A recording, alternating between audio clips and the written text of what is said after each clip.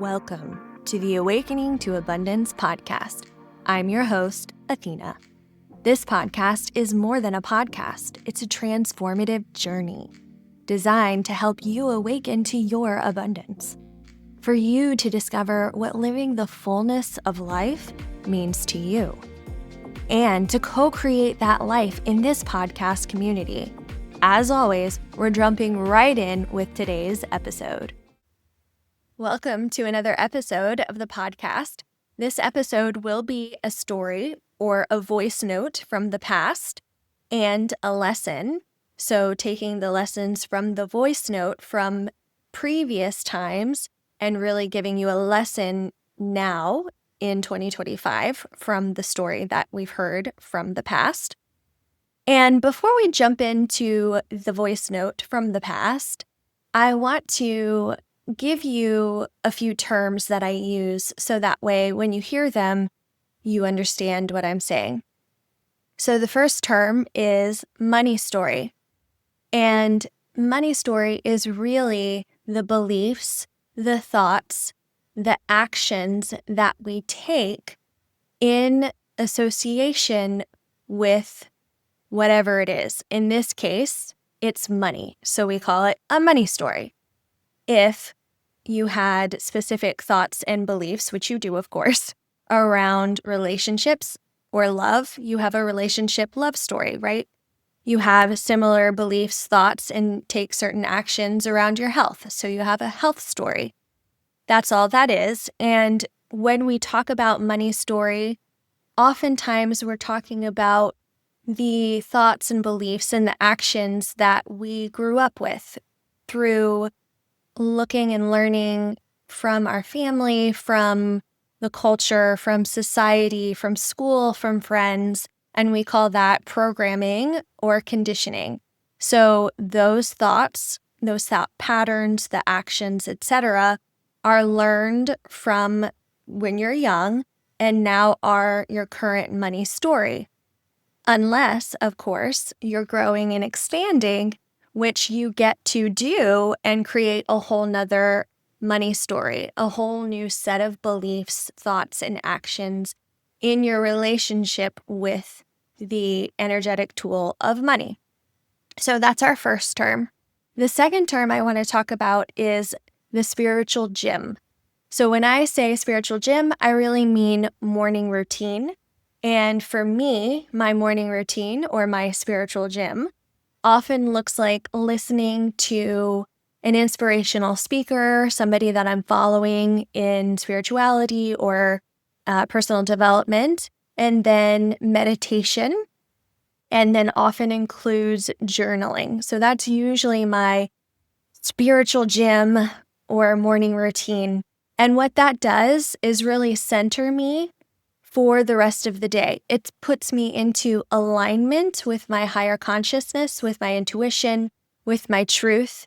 It brings about some stillness that allows me to remain aligned to myself throughout the day. So that way I'm not pulled in every direction, right? Because life gets very quick and fast, and sometimes we can lose sight of our centeredness. And so having a spiritual gym routine or a morning routine like that is really helpful with staying in tune with who you truly are throughout the whole day.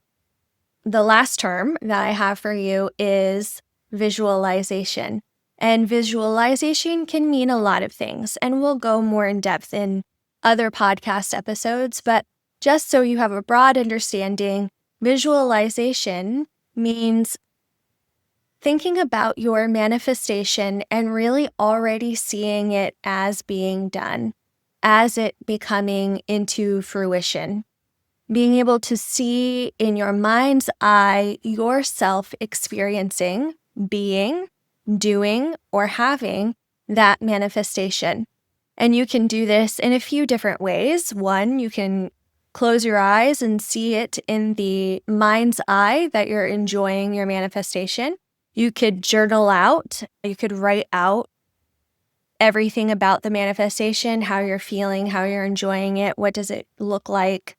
Or you could do a voice note and do something similar with describing exactly the way it is to have that manifestation. So that's overall what visualization means.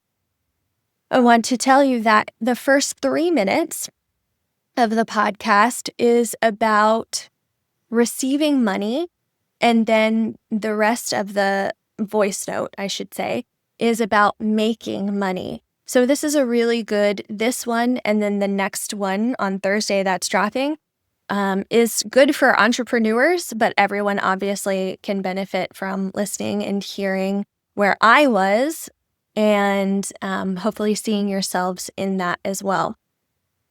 And it really touches on pillar 3.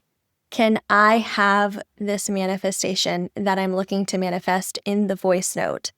And sometimes when we are coming upon resistances, coming upon mind chatter that says, no, you can't have this manifestation for whatever reason, it's really actually helpful to just get them all out, because then you give light to what may be holding you back in believing that you can have the manifestation. And I do this in the voice note. So I invite you, as you're listening, to point out the different limiting beliefs that I am having in the past, so that way you can notice for yourself, where may you have some limiting beliefs around money? And you can become more aware of what they are for you. And of course, after the voice note, I'll come back and we'll do a little lesson. I think I'm coming to the realization that I am so thankful and lucky and blessed, and I'm manifested Peter in his beautiful wealth consciousness and helping lift me up in that for me. And I'm so thankful for that. And I'm finally really allowing myself to feel into that and to really allow myself to accept that and receive that and not feel like I have to do anything because of that, which I think also really helps build up not just my money consciousness, but also the fact that I am worthy of it. I'm worthy of it. The other part of this whole thing is it's really giving me this opportunity to spend money and receive in ways that I would never have been able to allow myself. And Jen Sincero said something really interesting on the call today. She said, well, I could give you $10,000, or I could ask you to go and make it, and it would be completely different. And this has been something rattling around in my head for a little while now, with the fact that, like, how can I just be constantly spending, and so excited to do that, and like reaching new levels of allowing into my life, and then at the same time not be making much money or bringing much in. And so that was really key when she said that, because it's like, well, that's a whole different thing. Like, there's a money story in receiving, and then there's a money story about being able to create money myself.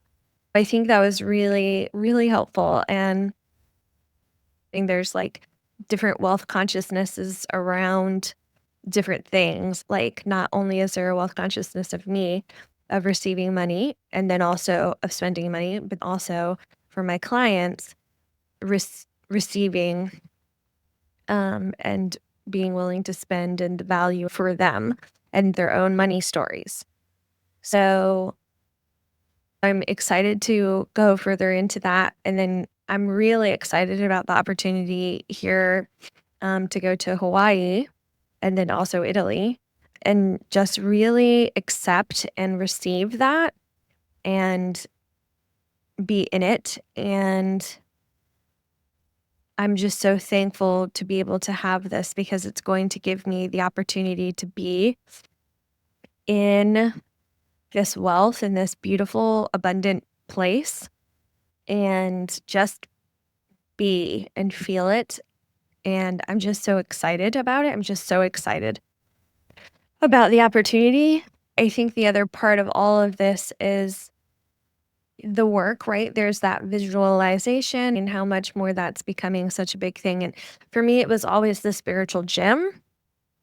And it still is to an extent the spiritual gym. But I mean, a lot of my life currently is learning. And so, although the beginning videos in the morning help me wake up and set the tone, my whole life is that right now. So, being really specific about journaling and meditating and reading, even that was learning, but meditating and journaling and maybe doing this as a kind of like a video journal is so incredibly important because that's really the connection. But the really big part, I think, of this whole thing, and is one of the things that has held me back for so long, is the visualization aspect has been so difficult for me to wrap my head around the use of my imagination. And I think part of it is because I've always had this story that I'm not creative, I'm not imaginative. If I've never lived it before, like I have a hard time imagining it. I don't belong there, or it's never been modeled for me, and thus can't imagine putting myself in that particular situation. Like I'm having a hard time doing that. All those things. And I appreciate having the awareness around them because now I can move on from that. And this is one of those celebratory moments too of like, look how you needed to come upon those and unravel them in order to face them. But I think there's still some really deep rooted stuff in this money story. And as much as I feel like I've gone over and over and again, really continuing to do the work and almost asking myself this question so many times of like, what is coming up that I don't believe that I can have the money, that I can create the money? Like, what in the world is happening? And so I'm going to do that right now because I think it's one of the important things. So there's definitely something around obviously making it. I think the biggest thing for me is I've never been an entrepreneur. And so I am fearful of a lot of things.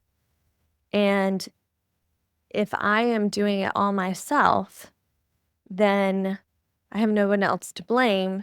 And that makes me very scared. And I don't know if I can do it because I've never done it before. And thus, I can't do it. Like it's just an automatic, I just can't do it because I've never done it.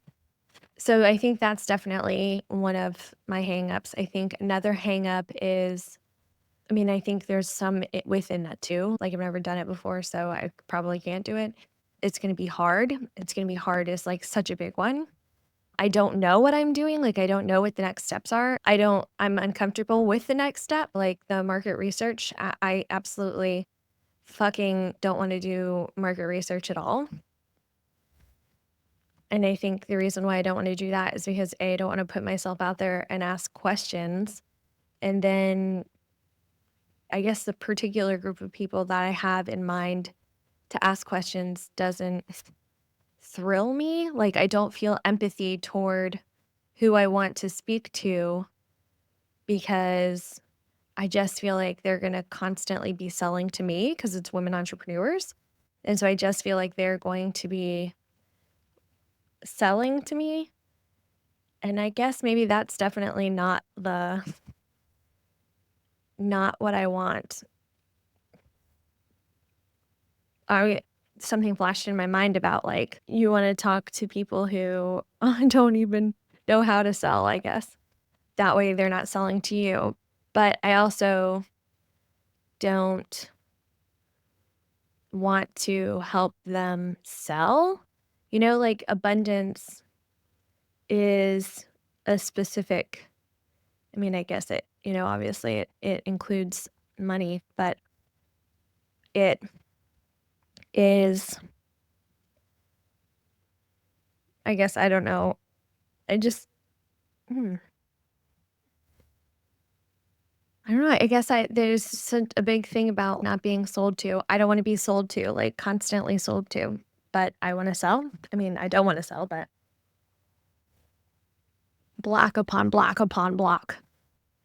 And that's just the first one, right? I mean, and then there's this whole thing like, well, is that the only way to do it?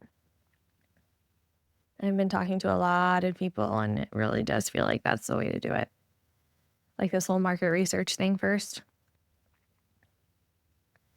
And to an extent, like I get that because I want my products to be as serving as they can be. And then I get here, this place of almost immovableness of how to move forward. And then it gets me into a negative place. And then it almost makes me feel like I have to get back to step one again of like, well then, okay, if you're not really interested in who you want to serve or how you want to serve it, then maybe it's something different. But then it's like, well, I mean, when will it ever be what it is? It's almost like, when will it ever be enough to overcome all the other shit? Like, and is that even a thing? Like, do I need to just be in love with my client that I just get over everything else? Because I feel like it's taking me so long to get over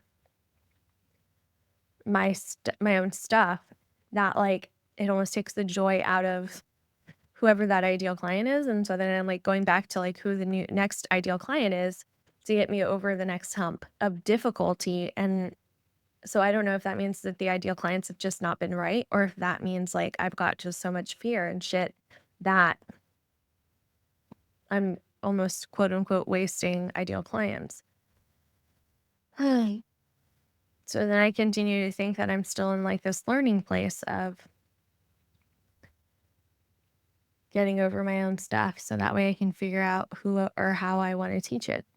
And I really do believe that abundance is really it. I really do believe that.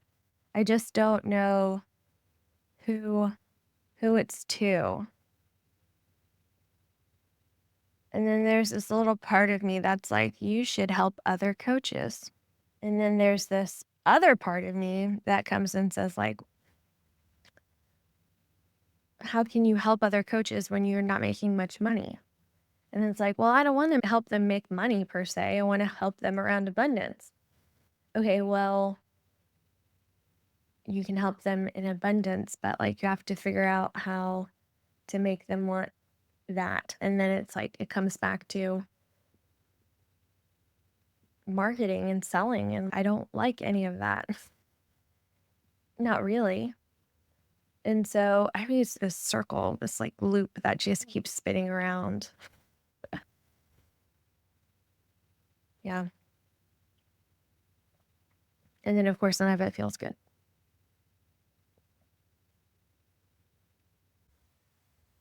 Okay, so lesson time.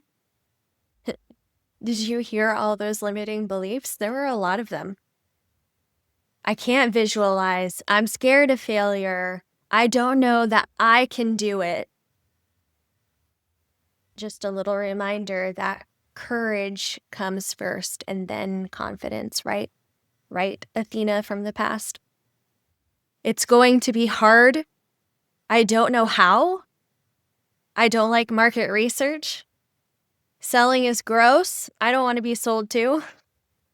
So many limiting beliefs. And this is so normal for entrepreneurs to get spun up in. That loop that I was talking about, the block on block on block, right? So normal, and yet also overcomable. And here's the thing.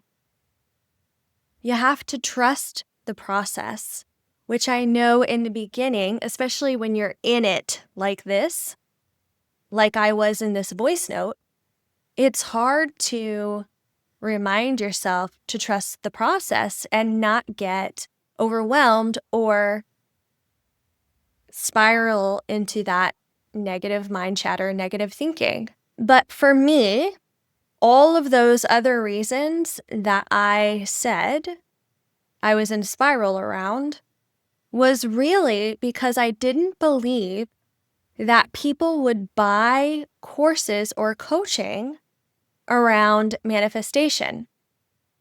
So I had to teach and coach women entrepreneurs on business tactics. That was one of my steps into moving into teaching and coaching around abundance. I had to go through that process in order to get to where I am now. I had to go through that process in order for my mind to open up to the possibility that I could sell courses and coaching around manifestation. And thinking about it even further, I now realize that the reason why I had such a strong limiting belief and then was just covering it up with all these other excuses was because all of this is very counter to the way that I grew up. I would have looked at Athena now and been like, way back then, before even the voice note, oh my gosh, what is she talking about? She's so woo-woo. I don't know what you're talking about. Like, you must be a hippy-dippy kind of person, right? And so it's interesting when you take a step back even further than like a year and a half to see where some of this deeply rooted stuff comes from. And then to be able to give yourself some grace and to also see how far you've come, right? And so, of course, I couldn't visualize. Of course, I couldn't look and see my manifestation becoming manifested at the time in the voice note because I was afraid of failure and because I didn't believe I could do it and because I told myself it was going to be hard and I didn't want to do the market research. And all of this was because it wasn't fully aligned. So of course I couldn't visualize it. So you can hear me beating up myself a little bit too around the inability to visualize. But if it's not in alignment, there are some limiting beliefs that still need to be uncovered for me to be in alignment enough to see that it's manifested. But I had to start where I was. Only now is there hindsight. But only because I started where I was and I asked myself what I believed and why I believed I couldn't make money. That's where the process starts to lead to here. That's how we get to the root. That's how we get even more clarity from right now in this moment of me being like, oh my gosh, you know what? Actually, it came from that super duper deeply rooted belief. A couple of lines that really struck me were, when will it ever be what it is? When will I overcome all these limiting beliefs? And the answer is, in the right time, in your right time. Be patient. You are in the becoming. You are in not only the becoming of the manifestation, but you are in the becoming of the person who allows in that manifestation. Because I had to have the time, space, and opening my mind and getting into alignment to allow the manifestation to be manifested, right? And again, that's why it's not all about the manifested manifestation itself. It's who we are becoming in the process. And a lot of people like to gloss over the process, saying that it's taking too long, or I don't have time for this, or I really want to rush this along. And you can hear that. I did that too, right? Spinning out a little. But when you're on the other side of it, you realize that there's so much growth and expansion in the becoming, and then you get to use that growth and expansion for the next up-leveled, next growth and expansion manifestation, becoming that you want to be, that it gets easier and easier, right? It does get easier. And yes, it's more than okay to experience and experiment what those little steps are on the way to your manifestation. You have to be able to play with this, because that is the way that you're going to find what does become more in alignment, what does move you forward in the becoming in your manifestation. Because if I had just gotten stuck in the spiral and telling myself all these limiting beliefs, I would still be there now, right? But when we become aware of those limiting beliefs, we get to choose something different. And that may not work out either, but it may lead to an insight that expands you to the next inspired action that then leads you further and further along your path to the manifestation.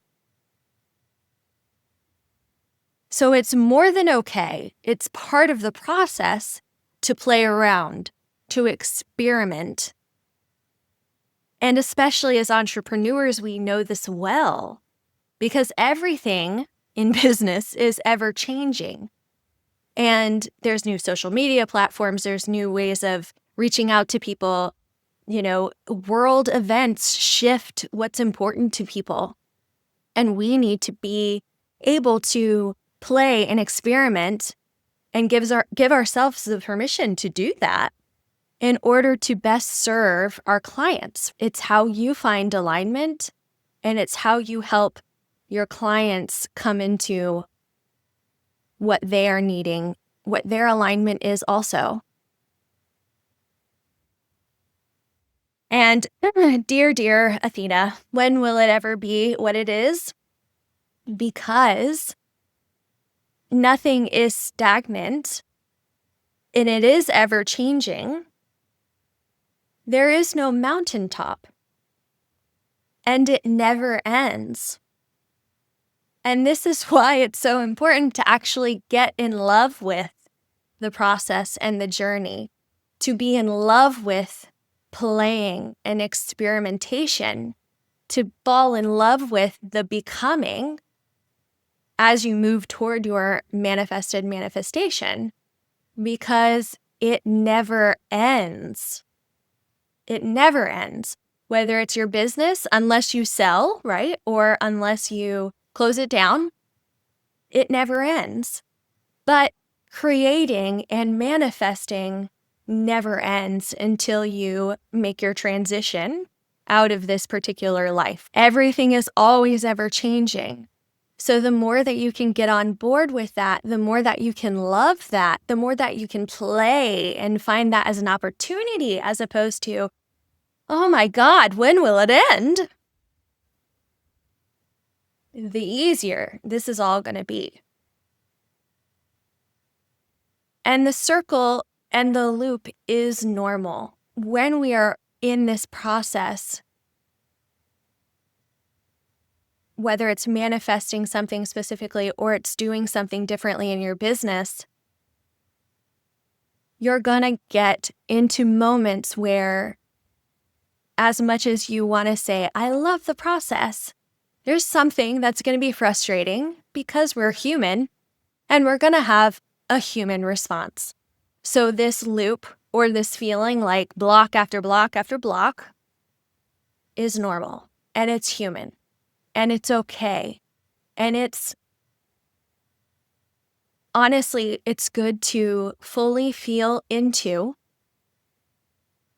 and hold space for whatever emotions or limiting beliefs are coming up, because in order to move past those limiting beliefs, you actually have to listen to them.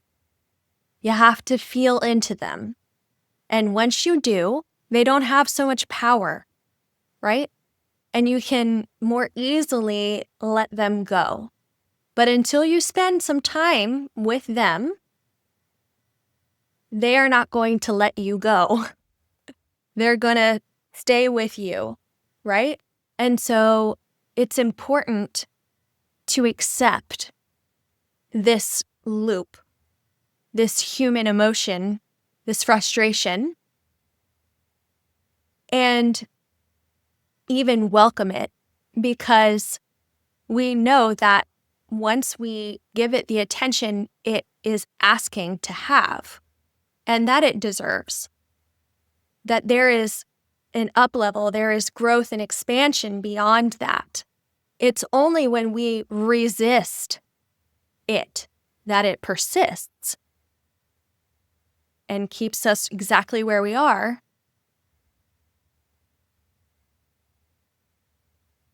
But we get to honor it for all that it has to teach us. And then we get to move past it. And I'm going to talk a bit about this more throughout the podcast in general, about how important it is to accept the human part of us that gets frustrated, that gets sad, that gets mad, that has feelings. Because when we resist them, when we try to put a happy face sticker on them without actually feeling them, we are not actually getting the lessons and the becoming and the treasure that is in being with them that will actually allow us to continue to move, grow, and expand in our manifestations and in our business. Because all you're doing is pushing against the limiting beliefs instead of allowing them to be transformed. And if you don't allow them to be transformed, then you're just going to keep playing down here where they are. Just different versions until you're ready to actually hear them, feel them, accept them, and move up, right? All right, so that was the first episode of this week, Tuesday. I'll be back with you on Thursday for another entrepreneurial podcast episode. Thank you for listening to this podcast episode and being part of this community. I want to hear from you. Did something resonate with you in this episode? Are you experiencing awakenings or synchronicities in your life? Do you have any questions or ideas for the podcast in general? Email me at podcast@abundancewithathena.com or DM me on Instagram at abundancewithathena and share with me your stories. And with your permission, I'll share them with our community. And until next time, keep awakening to the abundance that's always within you.